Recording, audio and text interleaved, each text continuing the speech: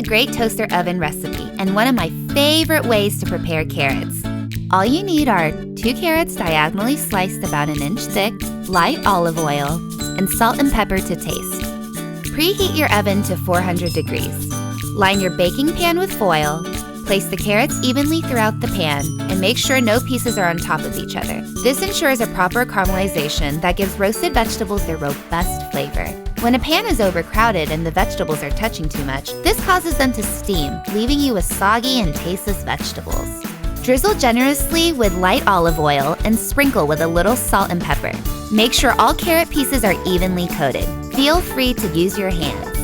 Place this in your toaster oven for 20 to 25 minutes or until the sides are slightly browned. Be sure to flip the carrots halfway through so both sides of the carrots get a nice roasting. This will make 1 to 2 servings. You can store these roasted carrots in a glass container for up to 5 to 6 days. Check out our website for our recipes that utilize leftover roasted carrots. If you enjoyed this video, check out our other 1-2 Simple Cooking episodes. For more recipes, tips, and solutions, subscribe to our 1-2 Simple Cooking YouTube channel and visit us at 12simplecooking.com.